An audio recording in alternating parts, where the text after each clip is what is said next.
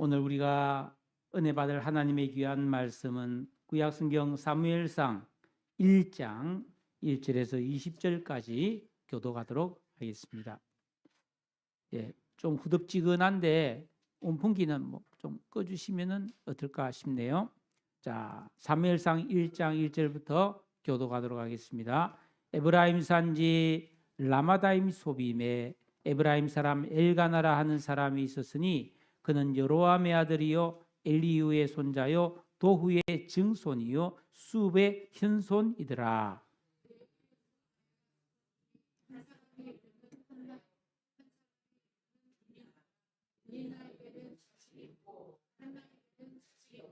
이 사람이 매년 자기 성읍에서 나와서 실로에 올라가서 만군의 여호와께 예배하며 제사를 드렸는데 엘리의 두 아들 홈니와 비느하스가 여호와의 제사장으로 거기에 있었더라.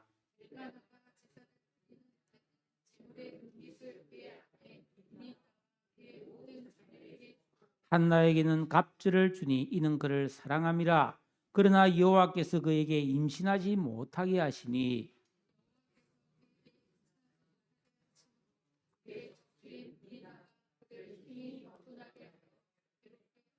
매년 한나가 여호와의 집에 올라갈 때마다 남편이 그같이 하매 번인나가 그를 격분시키므로 그가 울고 먹지 아니하니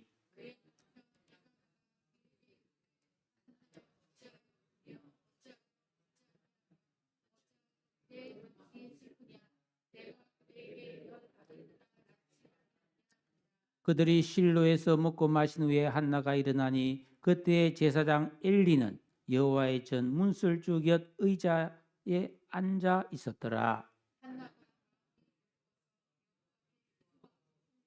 서나에 이르되 만군의 여호와여 만일 주의 여종의 고통을 돌보시고 나를 기억하사 주의 여종을 잊지 아니하시고 주의 여종에게 아들을 주시면 내가 그의 평생의 그를 여호와께 드리고 삭도를 그의 머리에 대지 아니하겠나이다.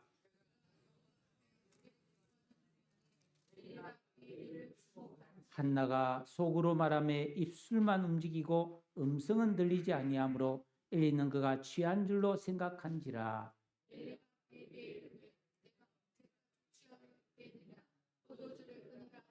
한나가 대답하여 이르되 내 주여 그렇지 아니하니이다. 나는 마음이 슬픈 여자라. 포도주나 독주를 마신 것이 아니요 여호와 앞에 내 심정을 통한 것뿐이오니.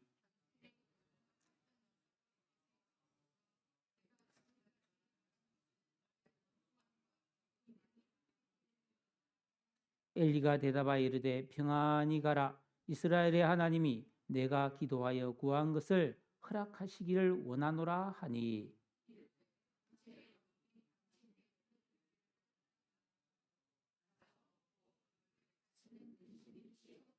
그들이 아침에 일찍 일어나 여호와 앞에 경배하고 돌아가 라마의 자기 집에 이르니라. 엘가나가 그의 아내 한나와 동침하며 여호와께서 그를 생각하신지라. 한나가 임신하고 때가 이름에 아들을 낳아 사무엘이라 이름하였으니 이는 내가 여호와께 그를 구하였다 함이더라. 아멘. 내가 여호와께 그를 구하였다. 이런 주제로 말씀 전가하도록 하겠습니다. 폴이라고 하는 한 미국의 회사원이 뉴욕에 출장을 갔다가 중요한 업무를 잘 마치고 이제 동료들과 함께 비행기를 타고 집으로 가기 위해 서둘러 거리로 나왔습니다. 그런데 그날은 금요일 오후라 거리가 많이 붐볐습니다. 마침 저기에 빈 택시 한 대가 오고 있어서 저 택시를 타야 되겠다 하고 손살같이 달려가서 그 택시를 잡아 탔습니다. 그런데 그 과정에서 문제가 발생했습니다. 너무 급히 가느라고 길가에 노점상이 있었는데 그 야채, 과일 박스를 그만 한 사람이 발로 차서 과일과 야채가 길바닥에 흩어졌습니다. 하지만 그들은 너무 바빴어요. 비행기를 타야 될 시간이 너무 촉박했기 때문에 그거를 그냥 개의치 않고 택시를 그냥 타버렸어요. 하지만 그리스도인인 폴은 그냥 택시를 탈 수가 없었어요. 그 자리에 멈추었습니다. 택시를 먼저 탄 동료들이 빨리 오라. 지금 비행기 놓치겠다. 그랬어요. 그냥 아니다고 먼저 가라고 하고 폴은 노점상 할머니에게 다가가니 할머니가 울고 있었습니다. 자세히 보니까 이 할머니가 시각장애자였습니다. 울고 계신 할머니를 위로해드리고 땅바닥에 떨어진 야채와 과일을 주워 담아 정리했습니다. 그런 다음에 지갑에서 돈을 꺼내서 할머니에게 쥐어주면서 말했습니다. 할머니 죄송합니다. 이거는 못 쓰게 된 그런 과일값입니다. 그랬더니 이 할머니가 이렇게 물었다고 합니다. Are you Jesus? 혹시 예수님이십니까? 당황한 폴이 예수가 아닙니다. 그랬어요. 근데 할머니가 아니 당신 예수라고. 내가 아까 그 테이블이 넘어지고 과일과 야채가 땅에 떨어질 때 제가 도움을 요청할 분은 예수님 한 분밖에 없었습니다. 그래서 저는 예수님께 이렇게 기도했습니다. Jesus, please come help me. 예수님 오셔서 제발 저를 도와주세요. 그런데 당신이 와서 도와줬으니까 당신 예수님 맞다고 말했어요. 그리고 그날 밤 폴은 집에 돌아가지 못했기 때문에 다시 호텔에 와서 한밤중에까지 깊은 생각에 잠겼습니다. 나는 구원받은 그리스도인인데 그 낮에 본 그 할머니처럼 실제로 우리가 어떤 일을 만났을 때 예수님을 의지하며 살아왔던가? 응? 나도 예수님처럼 누군가를 섬기며 살고 있는가? 지금 내가 살고 있는 삶의 방식과 태도는 과연 올바를까? 이렇게 살고 나면 나중에 후회가 없을까? 이 세상에서 내 삶이 다하고 나면 과연 나에게는 무엇이 남을까? 그날 밤 그 하루의 시간들을 폴은 잊을 수가 없었어요. 그래서 그 이후로 폴의 삶은 조금 달라졌습니다. 생각한 대로 느낌대로 살지 않았고 기도하고 생각한 후에 생각한 대로 살기 시작했습니다. 성도는 이 땅에서의 삶이 다 끝나고 나면 반드시 내게 생명 주신 하나님 앞에 가서 내 인생을 결산해야 합니다. 그때 무슨 상을 받을 것인지를 염두에 두고 살아야 합니다. 지금 우리는 이 땅에 두 발을 딛고 살아가고 있지만 예수 믿고 구원받은 성도는 영생을 선물로 받은 존재입니다. 하나님의 나라를 약속받았습니다. 그러므로 성도는 당연히 현실의 삶에 충실해야 합니다. 학생은 공부를 하고 또 일하는 사람은 자기 일에 충실해야 합니다. 그러나 그만하면 안 돼요. 반드시 하나님의 나라를 염두에 두고 살아야 돼요. 거듭나고 중생한 성도는 구체적으로 그러면 어떻게 살아야 할까? 오늘 우리가 읽은 이 성경 말씀 사무엘상은 바로 사무엘상 바로 앞에가 룻기잖아요. 룻기가 바로 앞에 있는 게 사사기인데 사사기와 사무엘상이 연결되고 있습니다. 그 사사기 마지막 장 마지막 절 21장 25절에 보면은 그때에 이스라엘의 왕이 없었으므로 사람이 각기 자기 소견에 옳은 대로 행하였더라. 그러니까 지금 오늘 이 말씀의 배경이 되는 사사시대는 믿음의 중요성을 잃어버린 시대다. 우리가 이렇게 예배드리는 거, 우리가 기도하는 거, 우리가 하나님 말씀에 순종하고 계명 지키는 게 별로 중요하게 생각하지 않았다는 거예요.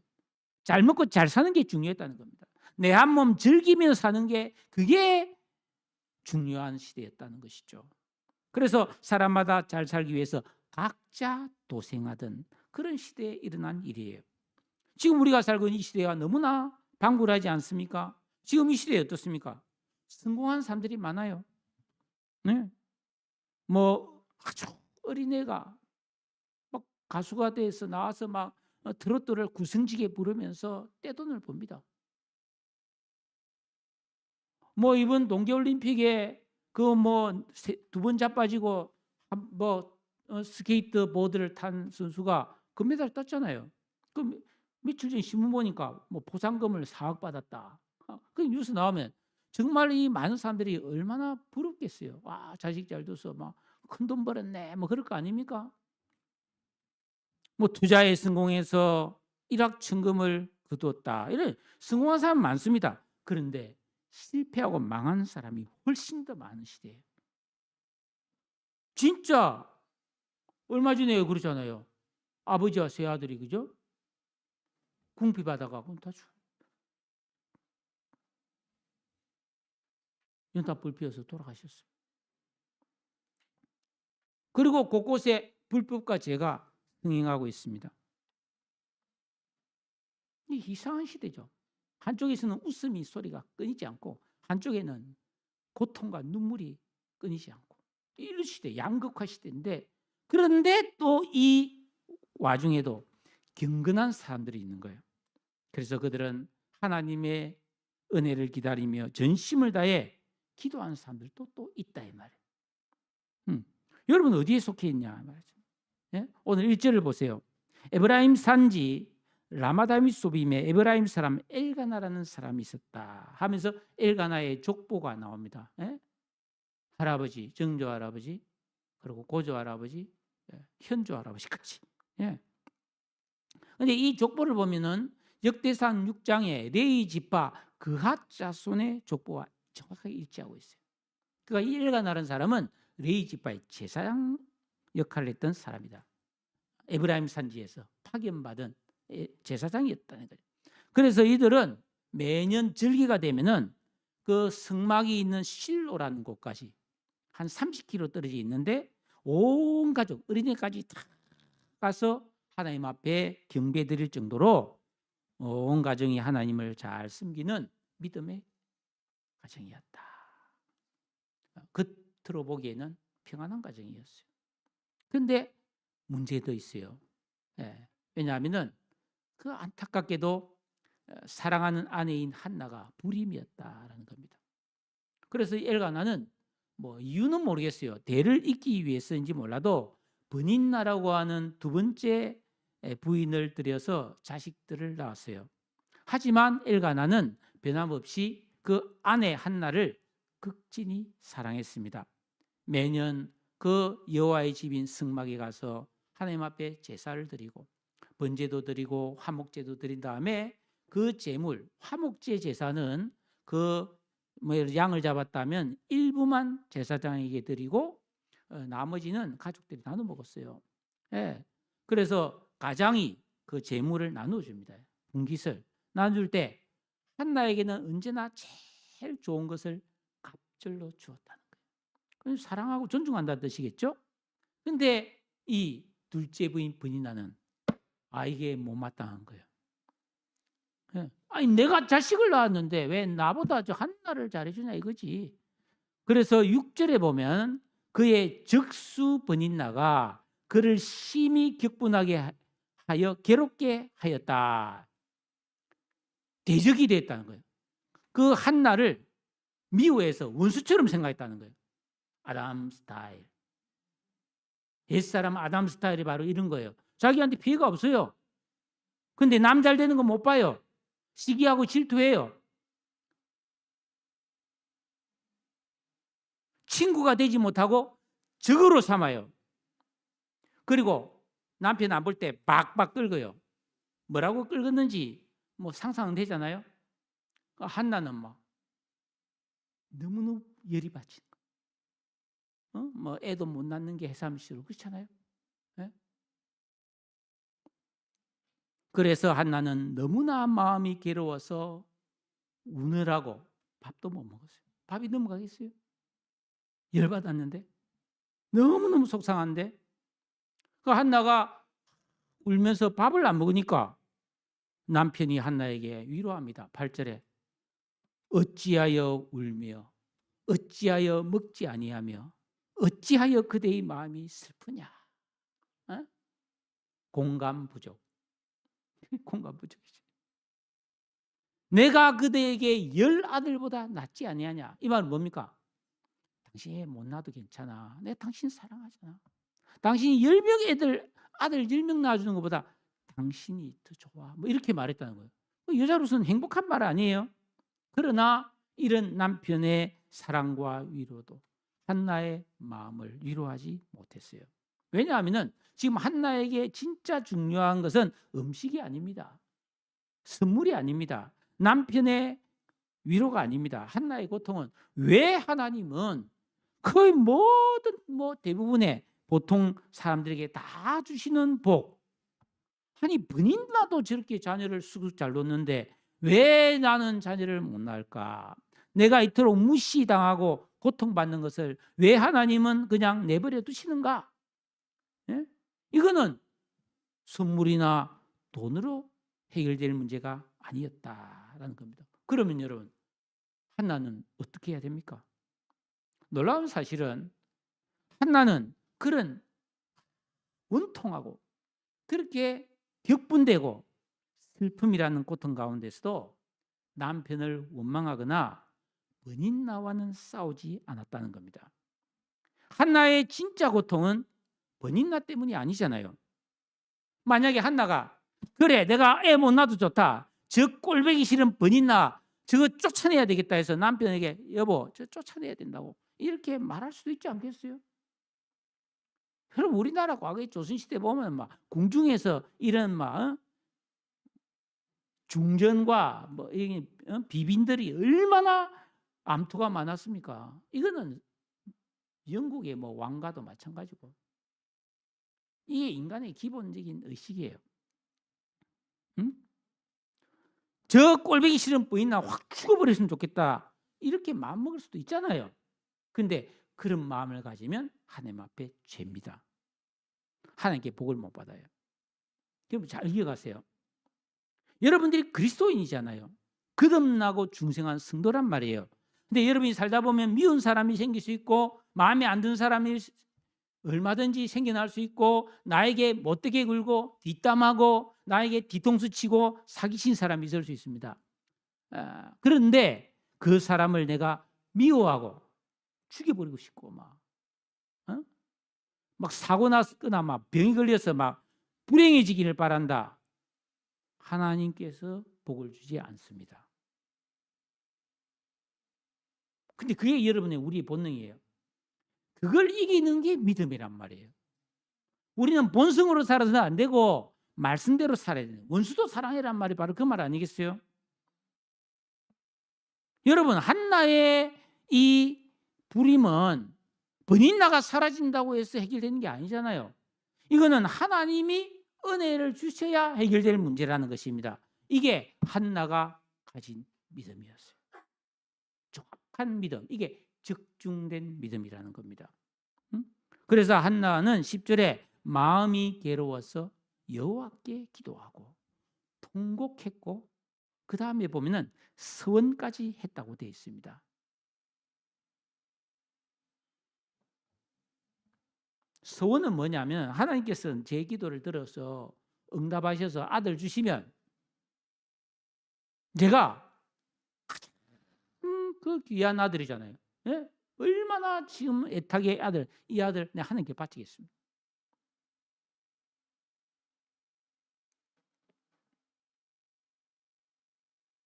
과거에 있잖아요. 우리나라가 초대교회 시절에, 그러니까 일제시대부터 1800년대 후반부터 이제 복음이 들어왔잖아요. 그래서 1900년대 해방전에 1910년, 20년, 30년, 40, 50년 해방전 이럴 때는 집안에 가장 똑똑하고 가장 잘생긴 아들이 있으면 목사시켰어요. 하나님께 드렸다고. 그 옛날에 이런 말 많이 들어봤잖아요. 내가 너를 서원했다. 왜 내하고 상관없이 서원했습니까? 하면서 도망다니다가 결국 목사 됐다. 그런 거 많이 있었잖아요. 한나는 진짜 아들이 태어나면 하나님께 바치겠습니다 하고 가장 귀한 것을 드리겠다는 서원을 해버렸어요. 여러분, 그러면서 자신의 슬프고 아픈 마음을 가지고 하나님께 기도하며 통곡을 했습니다. 한나가 자기 힘으로 어찌할 수 없고 남편도 해결해 줄 수 없고 번인나가 사라진다고 해도 해결되어야 하는 문제를 가지고 하나님 앞에 씨름한 것은 정말로 잘한 일이었죠. 이처럼 사람이 겪는 모든 어려움과 아픔은 하나님을 만날 기회가 됩니다. 마귀는 우리가 너무 힘들고 괴로울 때 내 감정, 내 기분, 내 마음대로 살도록 미혹합니다. 하나님은 나를 사랑하시지만 그걸 해결해 주지도 못할 거야. 안 하실 거야. 뭐 이렇게 생각하는 게 시험이고 불신앙입니다. 그러나 우리는 괴로울 때 믿음을 사용하는 것이 우리의 신앙이잖아요. 단 말씀에 순종하면서, 여러분 우상숭배하는 사람들 봐보세요. 문제 생기면 뛰어가서 막 왕창 재물 바치고 막 많은 돈 내고 막 비나이다 하고 막 큰 구다고 막 용한 사람 데려오고, 그래서 문제를 해결하려고 하잖아요. 우리가 만약에 어떤 문제가 생겼을 때 아이고 하나님 하면서 막 금식하고 기도하고 막 100일 기도 40일 기도, 과연 그게 좋은 믿음일까요?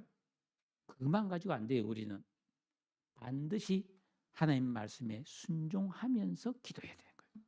그게 우리의 차이점입니다. 그래서 여러분이 정말 해결받아야 될 문제가 있다. 이것 꼭 하나님이 나를 좀 도와주셔야 되겠다. 뭐 내 지금 경제가 안 좋은데 경제적 형편이 뭐 좋아졌으면 좋겠다. 이렇게 기도한 분들 많이 계시잖아요. 그러면 하나님 말씀대로 순종하면서, 미운 사람을 용서하면서, 이웃을 사랑하면서, 하나님을 사랑해서 계명을 지키면서, 그리고 간절히 기도해야 응답되는 거예요. 이게 믿음의 영적 법칙입니다.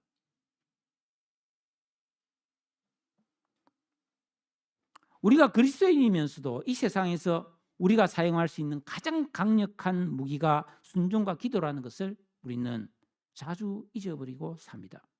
어떤 문제를 해결하기 위해서 이리 뛰고 저리 뛰면서 순종도 안 하고 기도도 안 하면서 막 어떻게든 잘 살아보려고 애쓰는 것은 지금 여러분 전쟁이 벌어지고 있는데 첨단 무기가 사용되고 있습니다. 뭐 여러 가지 미사일, 드론부터 시작해서 그걸 방어하기 위해서 우리의 뭐 천궁2가 있고 또 뭐 페이트리어트 미사일, 또 뭡니까 사드 뭐 이런 게 있고요. 지금 심지어는 뭐 금지되어 있는 백린탄 같은 엄청난 열기로 막 주변 반경 1km를 태워버리는 끔찍한 거죠. 이런 무기까지 사용되고 있다. 그러니까 이런 전쟁에서 첨단 무기가 있으면 있을수록 유리하잖아요. 우리나라 1년 예산이 760조 정도 됩니다. 근데 미국은 국방비만 8,000조입니다. 이해가 되세요? 국방비만 우리 10배가 훨씬 넘어요. 그러니까 미국이 지금 전쟁하는 초기에 벌써 몇 10조 이상을 썼어요. 끔찍합니다. 제가 왜 이 말씀을 드리냐 하면은, 우리 그리스도인이 만약에 어떤 문제를 만났는데 말씀을 순종하면서 기도하면 하나님이 응답해 주신다는 이런 영적 무기를 사용하지 않는 것은, 전쟁이 있는데 돌멩이하고 짝대기 들고 싸우겠다는 거 똑같아 이 말이에요. 내 말은. 왜 첨단 무기를 사용 안 합니까? 지금 중동에서는 우리나라 무기 달라고 난리잖아요. 돈벌었다리 사들고 와서 그냥 실어 갑니다. 무기를. 참. 그러니까 우리 성도는 어떤 어려움이나 문제를 만나더라도 낙심하지 말고 순종하면서 기도해야 된다는 겁니다. 전능하신 하나님을 전심으로 의지하고 영적인 방법으로 싸워야 된다는 거예요. 그래야 문제가 해결되고 놀라운 복이 우리에게 임하는 거예요. 그런데 우리가 여기서 한 가지 좀 깊게 살펴봐야 될 문제가 있습니다. 그 당시에 이 실로 하나님의 승막, 법궤가 있는 이 승막을 지키는 대제사장은 엘리라는 사람인데 당시 나이가 98세로 굉장히 비만이었다고 나오고 있습니다. 3장에 보면 나오는데, 그러니까 제대로 된 직무, 제사장의 직무가 뭡니까? 백성들에게 회개를 선포하고 그들에게 죄를 사하고 축복해 주는 일을 했단 말이에요. 근데 엘리가 그런 일을 잘 못했어요. 그래서 아는 수 없이 엘리의 두 아들 홈니와 비느하스 3절에 나오잖아요. 이 홈니와 비느하스가 제사장 일을 대신 담당하고 있었는데 2장 12절에 보면 엘리의 아들들은 행실이 나빠 여호와를 알지도 못했다. 제사장이 하나님을 제대로 알지도 못해.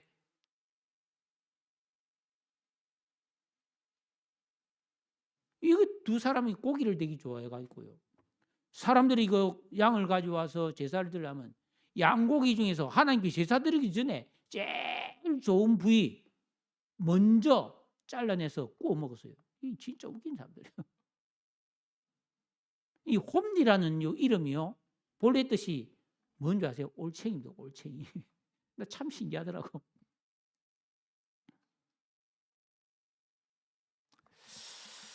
자,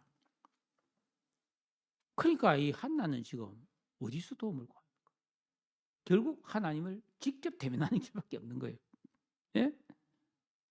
그래서 11절에 보면 선하여 이르되 만군의 여호와여 기도와 통곡과 서원을 합니다. 그리고 그 기도는 12절에 보면 오랜 시간 계속되었다. 기도를 오랫동안 했다는 겁니다. 여러분, 우리 그리스도인이잖아요. 기도를 좀 오래 하는 시간도 있어야 되지 않겠어요? 여기서 오랜 시간은 얼마일까? 제가 생각해보니까 적어도 한 시간 이상은 했지 않았을까? 그렇게 생각합니다. 또 13절에 보니까 한나가 기도할 때 속으로만 말하되 계속 입술을 움직이고 있었다는 거예요. 저는 이 기도 좋아하거든요. 왜냐하면 입 꾹 다물고 속으로만 생각하면 완전 이게 시험에 많이 옵니다. 마귀가 온갖 잡념, 온갖 소란함을 다 줍니다. 그래서 여러분들이 기도하려고 하고 탁 눈을 감고 입을 다물었는데 하나님하고 기도를 하는데 자꾸 잡념이 떠오르고 별별 생각이 다 떠오르면 내 마음의 상태가 소란하다는 뜻이에요. 그런데 그걸 이겨내려면 입술은 움직여주는 게 좋아요. 소리는 안 내더라도. 한나는 깊은 기도의 세계에 지금 들어가 있는 거예요. 그런데 이 모습을 딱 의자에 앉아서 이렇게 쭉 쳐다보던 엘리가 오해를 합니다. 14절에 야, 너 언제까지 그렇게 술이 취해 있겠느냐? 포도주를 끊으라 이렇게 말했다는 거예요. 여러분 한나가 얼마나 마음에 상처를 받게 됐습니까? 안 그래요? 지금 너무너무 힘들어서 하나님 앞에 간절히 기도하는데 제사장이 너 술 취했구나. 너 술 끊어. 이렇게 말했다는 거예요. 한나가 제사장이 그것도 몰라요. 이렇게 할 수도 있잖아요. 이거 뭐 기도를 방해한 것도 아니고 말이지. 어? 제사장이 어떻게 그 모양이냐 아마. 그렇게 하지 않았어요. 한나는 온유하게 15절 16절처럼 말했습니다. 우리 같이 한번 읽겠습니다. 15절 16절 시작. 한나가 대답하여 이르되 내 주여 그렇지 아니하니이다. 나는 마음이 슬픈 여자라 포도주나 독주를 마신 것이 아니요 여호와 앞에 내 심정을 통한 것뿐이오니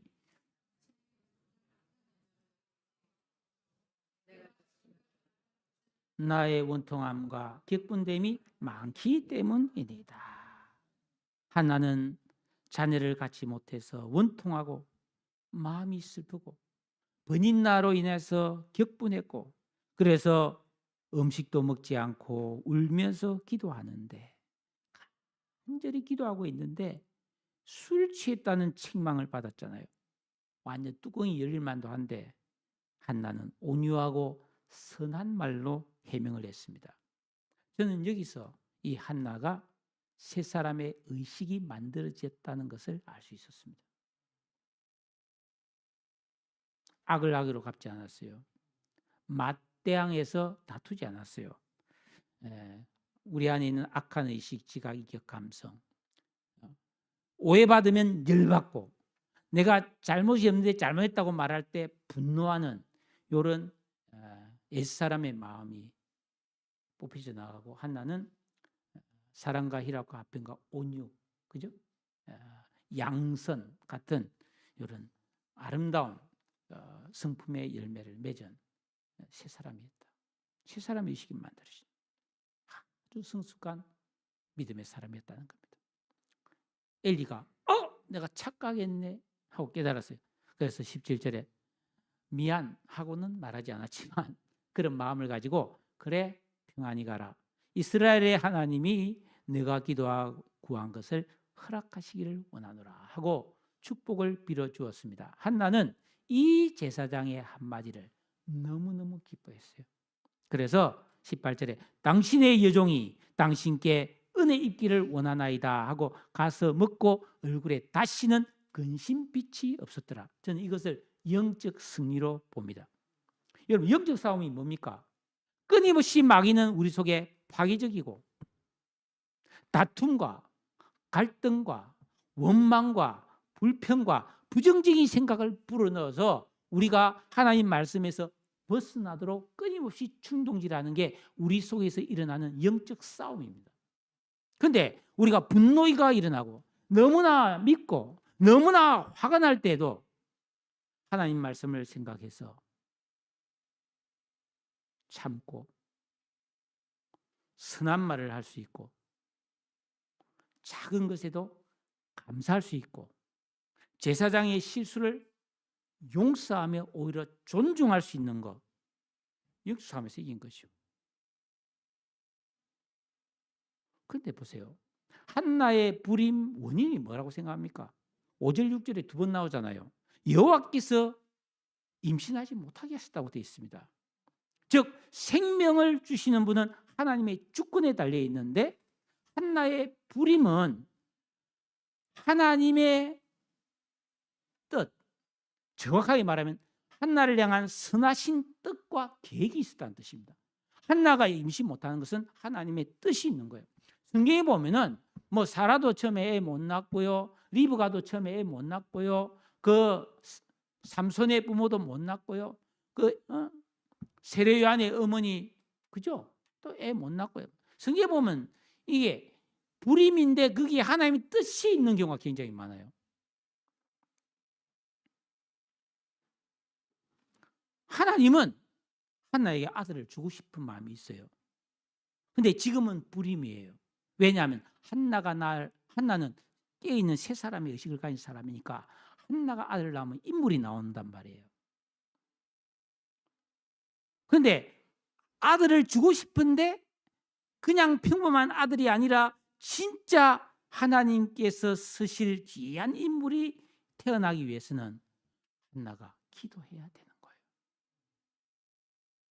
한나는 영감 속에서 이 진리를 깨달은 거죠. 그래서 금식하며 기도했고 제사장의 축복의 말을 하나님의 응답으로 믿었습니다. 그래서 하나님을 전적으로 신뢰하고 맡겼기 때문에 더 이상 슬퍼하지 않았어요. 가서 맛있게 밥 먹고 이 문제로 근심하지 않았다고 되어 있어요. 기도 응답에 확신을 가졌죠. 이게 영적 승리입니다. 우리는 살아가면서 어떤 일을 만났습니다. 어려운 일이 있습니다. 근데 하나님 앞에 말씀에 순종하면서 눈물로 기도했습니다. 금식하며 기도했습니다. 근데 어느 순간 마음에 확신이 왔어요. 이 하나님이 내 기도를 들으셨구나. 그런 마음이 들어서 마음이 기뻐지고 평안해지고 더 이상 지금 분명히 문제가 해결되지 않고 있는데 더 이상 그 문제로 인해서 내가 근심하지 않는다면 그 영적 싸움에 이긴 거예요. 그런 경험 여러분 많으시죠? 저는 많습니다.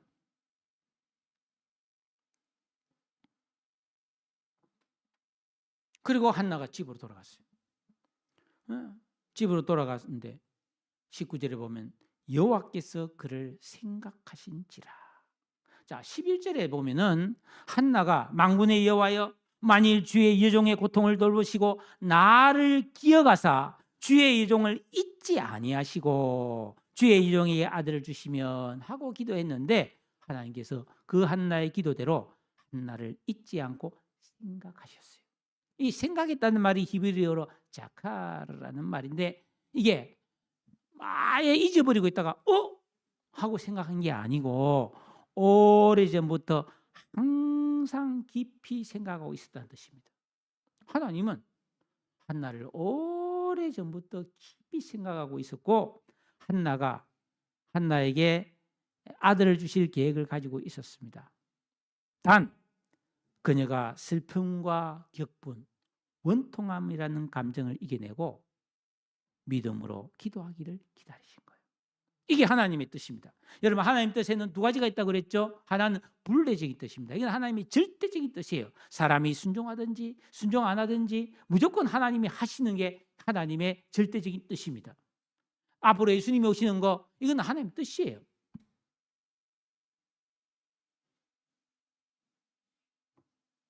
예수 믿으면 구원받는 거, 하나님의 뜻이에요. 근데 하나님의 델렘마적인 뜻이 있습니다. 이거는 가변적인 뜻입니다. 예를 들어서 그 나만 장군이 나병이 걸렸는데 엘리사 선지자에게 와서 고쳐달라잖아요. 그 엘리사가 기도하다가 저 요단강에 가서 7번 목욕하시오. 뭐? 강에 가서 7번 목욕하면 내 이 나병이 나는다고? 좋아하시네. 안 해! 하고 갔잖아요. 근데 이제 결국은 여차여차해서 7번 목욕하잖아요. 그러니까 7번 목욕해야 낫는 거예요. 6번 하면 안 낫는 거예요. 하나님 말씀에 순종해야 하나님 뜻이 이루어진단 말이에요. 자, 우리가 예수 믿고 구원받았습니다. 하나님 우리를 축복하기 원하세요. 여러분들이 땅에서 잘되고 형통하면서 아브라함의 복을 받기를 하나님 원하십니다. 그런데 이 복은 무조건 주는 복이 아니에요. 순종하고 기도해야 받는 복이란 말이에요. 여러분 마음에 소원 없습니까? 여러분 정말 간절한 기도 제목 없습니까? 말씀에 순종하고 계명 지키면서 기도하면서 정말 미운 사람이 있어도 용서하고 정말 괘씸한 인간이 있어도 사랑하고 말이죠. 좀 손해보가면서도 화평을 이루고, 나는 정말 하기 싫은데 이게 하나님 뜻이라면은 내가 희생을 하더라도 기꺼이 이 일을 할 수 있는 그런 삶을 살면서 기도할 때 하나님의 역사가 일어나는 것. 이게 우리 성도의 신앙입니다.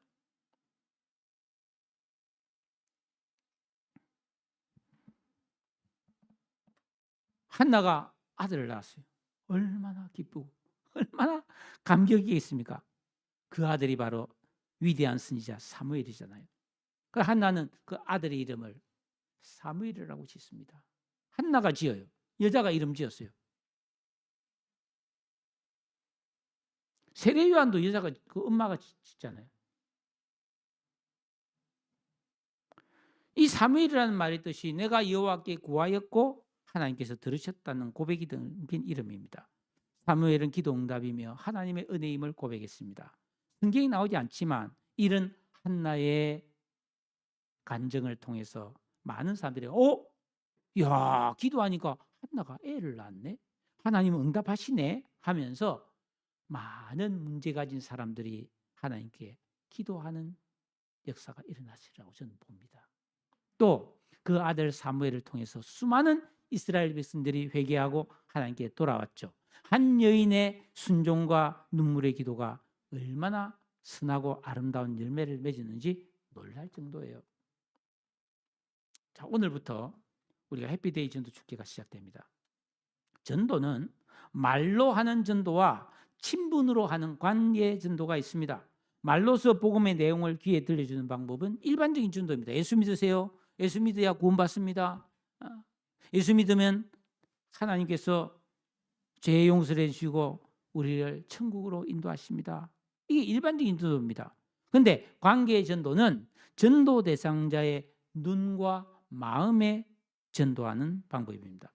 한나는 슬픔과 원통함으로 격분이 일어났지만 브닌나와 싸우거나 그녀를 미워하지 않았어요. 하나님께 마음을 토하며 기도했습니다. 이것이 믿음의 모습이고 경건의 능력입니다. 우리가 정말 전도한다는 것도 결국 사람을 살리는 거잖아요. 거듭나게 하는, 생명이 탄생하게 하는 그런 막중한 일이란 말이에요. 그렇다면 전도하는 우리는 적어도 이런 한나와 같은 모습으로 순종하며 기도하는 삶을 살면서 하는 것이 맞지 않겠는가? 그게 제가 이번 주간의 묵상의 결론입니다. 여러분, 교회는 거듭나고 중생한 성도들이 모임이지만 그렇다고 완전한 사람들이 모인 곳은 아니지 않아요. 여러분 각자, 저도 슬픔도 있고 고난도 있고 때로는 원통함과 격분함을 느끼는 그런 연약한 존재들이지만 하나님을 믿고 섬기며 말씀을 통해서 용서와 사랑을 배우고 훈련하는 곳이 교회다. 고린도 교회가 그랬고요. 빌립보 교회가 그랬고요. 심지어 예루살렘 교회에서도 거짓과 갈등이 있어서 어려움이 있었지만 그들은 교회 사명을 잘 감당했습니다. 하나님을 경외하고 예수님을 사랑하는 겸손하고 신실한 그리스도인들이 있었기 때문이죠. 교회와 성도는 이 땅에 교회가 존재하는 동안에는 언제나 우리가 복음을 전해야 합니다. 말로도 전해야 되지만 우리의 삶으로, 우리의 행실로도 전도해야 한다라는 것입니다. 예, 해피데이 전도에 여러분 모두가 동참해야 합니다. 하지만 우리가 가서 입으로 전도하기에는 용기도 안 생기고 망설여지는 것 사실입니다. 그러나 말이 없어도 우리는 뭐요? 용서와 사랑과 섬김의 삶을 살면, 계명을 순종하는 삶을 살면 이건 말없는 강력한 전도가 가능합니다. 여러분, 믿지 않는 사람들, 그들 속에 원통함이 있지 않겠어요? 우리보다 더 많겠지. 격분이 있고, 정말 마음의 병이 얼마나 많겠습니까? 수많은 문제를 안고 살아가는 사람들, 그들을 우리가 교회로 인도해서 하나님을 만나게 해주어서 그들의 문제를 해결받도록 도와주는 것이 전도입니다. 한나는 자기의 괴로운 감정과 마음에 이둘리지 않고 기도해서 아들을 달라고 구했습니다. 우리가 하는 이 태신자 전도도 마찬가지잖아요. 불신자들을 내 마음에 품고 잉태해서 그들을 위해서 간절히 하나님 앞에 기도하고 이들을 살려주시기를, 거듭나게 해주시기를 구하면서 하는 전도가 태신자 전도입니다. 신실한 믿음으로 기도하는 진정한 전도는 하나님이 도와주십니다. 하나님은 이미 영혼 구원할 작정을 하고 계십니다. 단 우리가 순종하며 기도하면서 구할 때 하나님은 생명의 열매를 주실 것이다. 저는 그렇게 믿습니다. 그래서 이번 전도는 여러분들이 막 교회에 나와서 같이 나가서 의사이사 이것도 일주일에 한 번 정도는 토요일에 필요하다고 생각하는데 평소에 여러분들이 삶의 현장에서 여러분의 이웃에게, 여러분의 가족과 친지들에게 마음으로 기도하고 순종하면서 하나님 앞에 간절히 그 영혼을 위해서 기도한다면 하나님께서 우리를 생각하사 그 생명을 저는 구원해 주리라고 믿습니다. 우리 같이 이번 해피전도에 참여해서 놀라운 하나님의 역사를 보기를 주의 이름으로 축복합니다. 나눔하겠습니다. 예.